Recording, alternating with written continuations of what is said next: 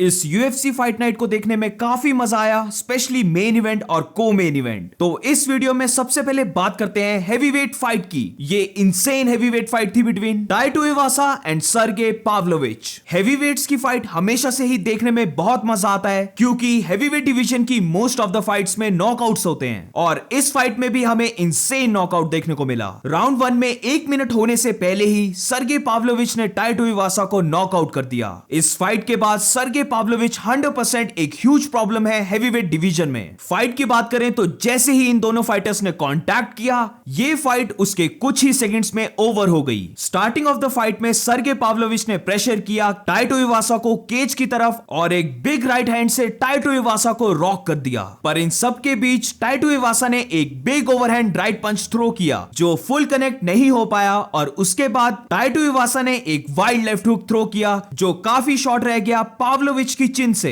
अगर इन दोनों पंचेस में से कोई भी पंच फुल कनेक्ट हो जाता तो इस फाइट की आउटकम कुछ भी हो सकती थी। पाव्लोविच की बात की जाए तो इस फाइटर के पास इतनी ज्यादा पावर है कि उसने अपने लेफ्ट जैब से ही टाइटो इवासा को नॉकडाउन कर दिया। नॉकडाउन करने के बाद पाव्लोविच ने टाइटो इवासा को जरा भी फ्री स्पेस नहीं दी और लगातार टाइटो इवासा के फेस पे पंचेस मारता रहा, जिसकी वजह से इवेंचुअली टाइटो इवासा फिर से नॉकडाउन हो गया और रेफरी को यह फाइट स्टॉप करने पड़ी। फाइट के बाद आप देख सकते हो टाइटो इवासा का फेस पूरी तरह से स्मैश था। इस फाइट के बाद मैं ये स्टिल बिलीव करता हूं कि टाइटो इवासा ने बहुत जल्दी कमबैक कर लिया था। सीरियल खान से नॉकआउट होने के बाद टाइटो इवासा ने सिर्फ 2 मंथ्स का गैप लिया था, जिसकी वजह से अब टाइटो इवासा 2 मंथ्स में 2 बार ब्रूटल वे से नॉकआउट हो गया है। टाइटो इवासा सिर्फ अभी 29 इयर्स का है और इस हैवीवेट डिवीजन में फाइटर्स यूजुअली 37 इयर्स प्लस जाते हैं, तो टाइटो इवासा को जरा भी जल्दी नहीं करनी चाहिए और प्रॉपर रेस्ट टाइम लेना चाहिए ताकि उसकी बॉडी फुल तरीके से रिकवर हो सके। और रही बात सर्गे पाव्लोविच की, तो मेरे अकॉर्डिंग इस फाइटर के पास पूरा पोटेंशियल है फ्यूचर में हैवीवेट चैंपियन बनने का और पाव्लोविच के लिए ये चीज अचीव करना काफी जल्दी हो सकता है। सर्गे पाव्लोविच अगर अपनी नेक्स्ट फाइट डोमिनेट वे से जीतता है तो मे बी उसको टाइटल शॉट भी मिल सकता है। सर्गे पाव्लोविच हैवीवेट डिवीजन में एक कंप्लीट पैकेज है। पावर के साथ साथ सर्गे पाव्लोविच की रेसलिंग भी काफी खतरनाक है, जिसकी वजह से वो काफी ज्यादा फाइटर्स को ह्यूज प्रॉब्लम में डाल सकता है। और इस फाइट के बाद अब ये देखना काफी इंटरेस्टिंग रहेगा कि सर्गे पाव्लोविच अगली फाइट किसके साथ करता है। मोस्ट प्रोबेबली सर्गे पाव्लोविच को सीरियल गान या फिर कर्टिस ब्लेड्स के साथ फाइट करनी चाहिए। और अब बात करते हैं को मेन इवेंट फाइट के बारे में। Rafael dos Anjos RDA versus Bryan Barberena की ये फाइट में क्लियर डिफरेंस था स्किल का।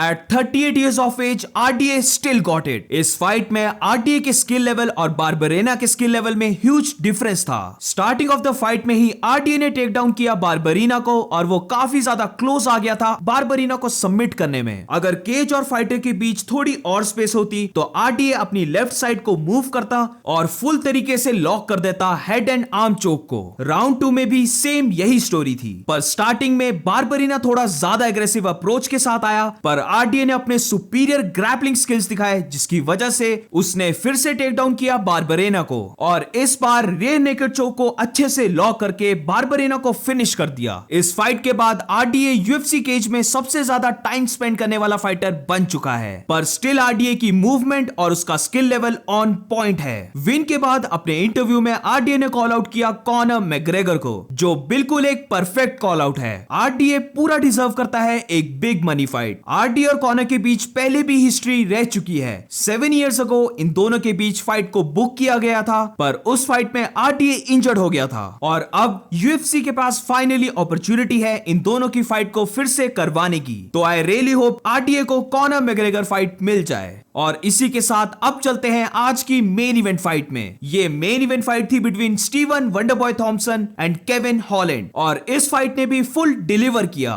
ये fight definitely fight of the month बन सकती है। एट 39 इयर्स ऑफ एज और बैक टू बैक लॉसेस के बाद भी मैं शॉक में था कि वंडरबॉय थॉमसन इतना इंसेन मूव कैसे कर सकता है। ये एक क्रेजी फाइट थी। दोनों फाइटर्स ने स्टार्टिंग में ही ब्रॉल करना स्टार्ट कर दिया था। वंडरबॉय थॉमसन की किक्स देखने में क्या मजा आता है और मेरी ओपिनियन में तो वंडरबॉय यूएफसी का बेस्ट किकर है। Side kick, spinning kick, switch kick, even jump kick Wonderboy ने इस फाइट में ब्यूटीफुल वे से थ्रो की। केविन हॉलैंड की बात करें तो केविन हॉलैंड को मल्टीपल टाइम्स अपॉर्चुनिटी मिली थी वंडरबॉय को ग्राउंड में कंट्रोल करने की, पर केविन हॉलैंड वंडरबॉय के साथ स्टैंड होके बैंग करना करना चाहता था। और यही मेन गलती थी केविन हॉलैंड की, क्योंकि इस स्टैंड अप फाइट में केविन हॉलैंड ने अपना राइट हैंड ब्रेक कर दिया, जिसकी वजह से वंडर बॉय की किक्स एंड पंचेस और ज्यादा एफिशिएंट वे से लैंड होने लग पड़े। इस फाइट से वंडर बॉय ने सबको प्रूव कर दिया कि उसके अंदर फाइट करने की एबिलिटी स्टिल बची है। और इस फाइट में वंडर बॉय ने शोकेस की अपनी one of the best performance.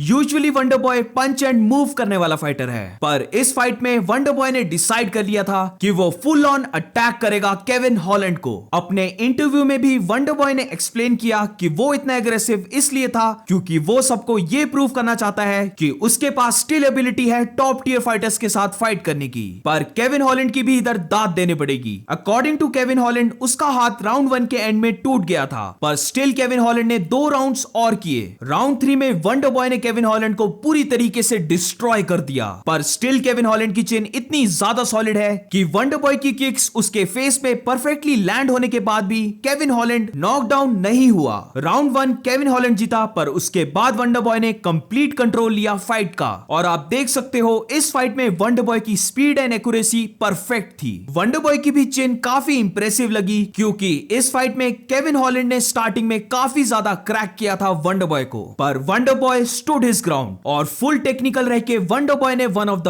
Best performance निकाली। तो यस, मैं काफी ज्यादा खुश हूं कि ये फाइट वंडर बॉय जीता। वंडर बॉय के लिए ये फाइट जीतना काफी इंपॉर्टेंट था, और इस फाइट को जीतने के बाद वंडर बॉय अब और ज्यादा फाइट कर सकता है। अगर वंडर बॉय सेम ऐसी परफॉर्मेंस देता रहा तो मुझे नहीं लगता वंडर बॉय इतनी जल्दी रिटायर होने वाला है। तो overall huge congratulations to Steven wonder boy Thompson, क्योंकि उसने एक अमेजिंग फाइट की। और मैं होप करता हूं कि केविन हॉलैंड का हाथ भी जल्दी रिकवर हो जाए। तो that's it for today guys. अगर आपको वीडियो अच्छी लगी हो तो please make sure to like and subscribe. मिलते हैं नेक्स्ट वीडियो में।